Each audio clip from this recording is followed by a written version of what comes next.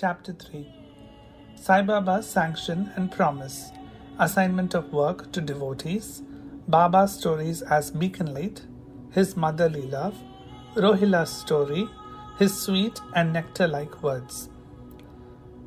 Sai Baba's Sanction and Promise. As described in the previous chapter, Sai Baba gave his complete assent to the writing of the Satcharita and said, "I fully agree with you regarding the writing of Satcharita. You do your duty, don't be afraid in the least, steady your mind and have faith in my words. If my leelas are written, the avidya will vanish, and if they are attentively and devoutly listened to, the consciousness of the worldly existence will abate, and strong waves of devotion and love will rise up, and if one dives deep into my leelas, he would get precious jewels of knowledge." Hearing this, the author was much pleased, and he at once became fearless and confident and thought that the work was bound to be a success. Then, turning to Shama, Sai Baba said, "If a man utters my name with love, I shall fulfill all his wishes, increase his devotion. And if he sings earnestly my life and my deeds, him I shall beset in front and back and on all sides. Those devotees who are attached to me, heart and soul, will naturally feel happiness when they hear these stories. Believe me that if anybody sings my leelas, I will give him infinite joy and everlasting contentment. It is my special characteristic to free any person who surrenders completely to me and who worships me faithfully and who remembers me and meditates on me constantly. How can they be conscious of worldly objects and sensations who utter my name, who worship me, and who think of my stories and my life, and who thus always remember me? I shall draw out my devotees from the jaws of death. If my stories are listened to, all diseases will be got rid of, so hear my stories with respect and think and meditate on them, assimilate them. This is the way of happiness and contentment. The pride and egoism of my devotees will vanish, the mind of the hearers will be set at rest, and if he has wholehearted and complete faith, he will be one with supreme consciousness. The simple remembrance of my name as Sai Sai will do away the sins of speech and hearing." Different works assigned to devotees. The Lord entrusts different works to different devotees. Some are given the work of building temples and mats or ghats, which are flight of steps on rivers. Some are made to sing the glories of God. Some are sent on pilgrimages, but to me was allotted the work of writing the Sai Satcharita. Being a jack of all trades, but master of none, I was quite unqualified for this job. Then, why should I undertake such a difficult task? Who can describe the true life of Sai Baba? Sai Baba's grace alone can enable one to accomplish this difficult work. So when I took the pen in my hand, Sai Baba took away my egoism and himself wrote his stories. The credit of relating these stories therefore goes to him and not to me. Though Brahmin by birth, I lacked the two eyes, that is the sight or vision of Shruti and Smriti, and therefore was not at all capable of writing the Satcharita. But the grace of the Lord makes a dumb man talk, enables a lame man to cross a mountain. He alone knows the ways of getting things done as he likes. Neither the flute nor the harmonium knows how the sounds are produced. This is the concern of the player. The oozing of Chandrakant jewel and the surging of the sea are not due to the jewel and the sea, but due to the rising of the moon.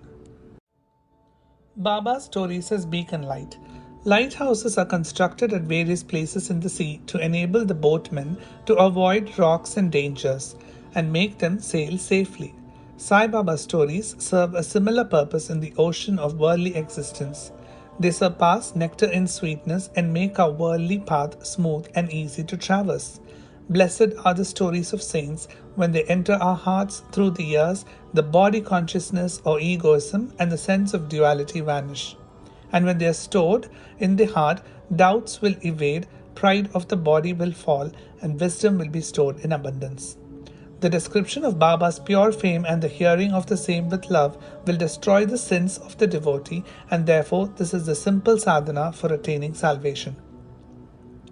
The sadhana for Krita age was Samadama, tranquility of mind and body. For Treta age, sacrifice. For Dwapar, worship. And for Kali, that is the present age, it is singing of the name and glory of the Lord.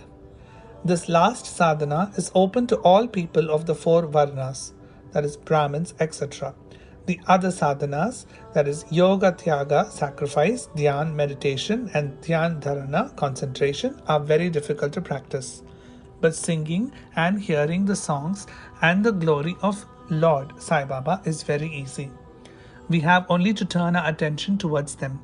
The listening to and singing of the stories will remove the attachment to the senses and their objects and will make the devotees dispassionate and will ultimately lead them to self-realization.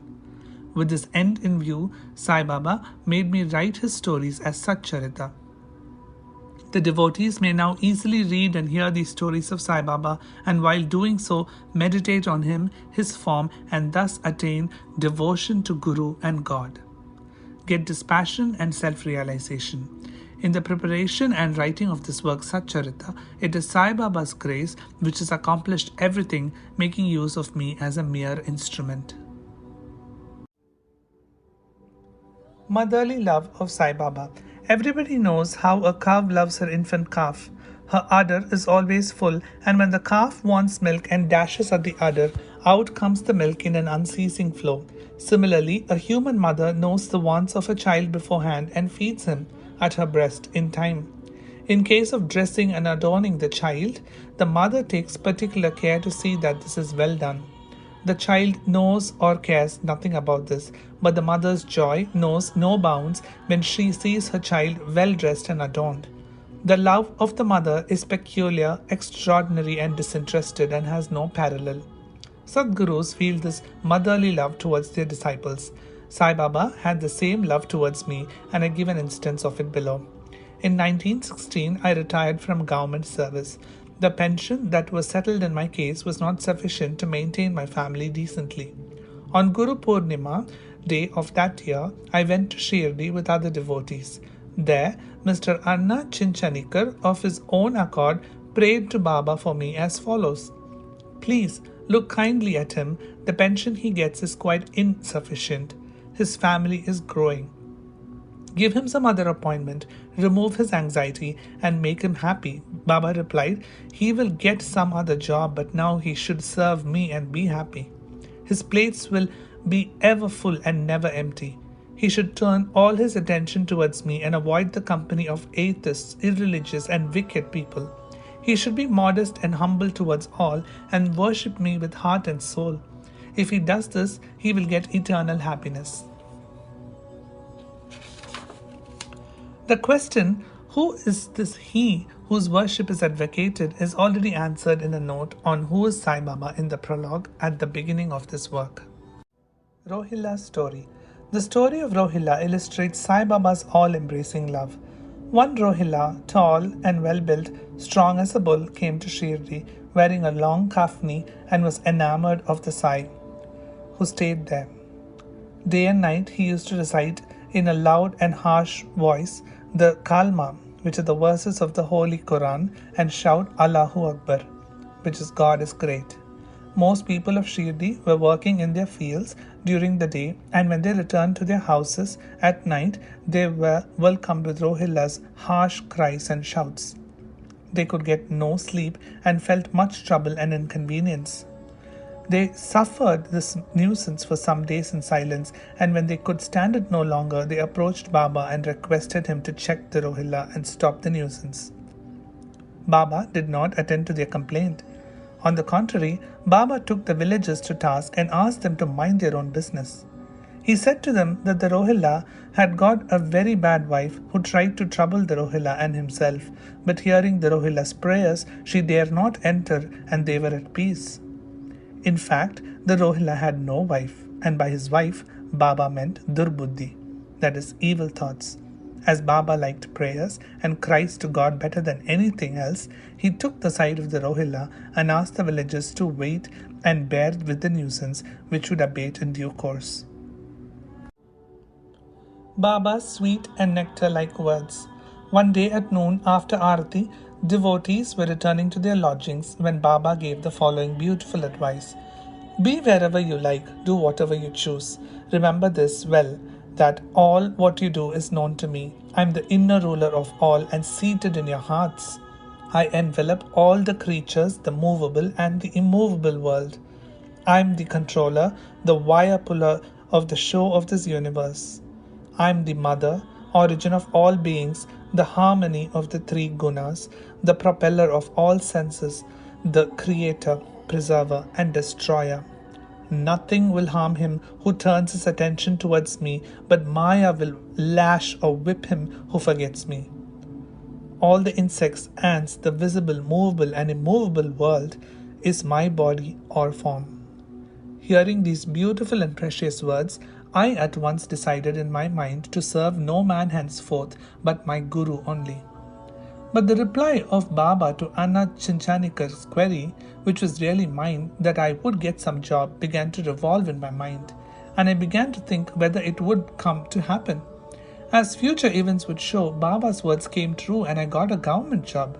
But that was for a short duration. Then I became free and devoted myself solely to the service of my Guru Sai Baba. Before concluding this chapter, I request the readers to leave out the various hindrances, that is, indolence, sleep, wandering of mind, attachments to senses, etc., and turn their whole and undivided attention to these stories of Sai Baba. Let their love be natural. Let them know the secret of devotion. Let them not exhaust themselves by other sadhanas. Let them stick to the simple remedy, that is, listening to Sai Baba's stories. This will destroy their ignorance and will secure for them salvation. A miser may stay at various places, but he constantly thinks of his buried treasure. So let Sai Baba be enthroned in the hearts of all. In the next chapter, I shall speak of Sai Baba's advent in Shirdi. Bo to Sri Sai, peace be to all.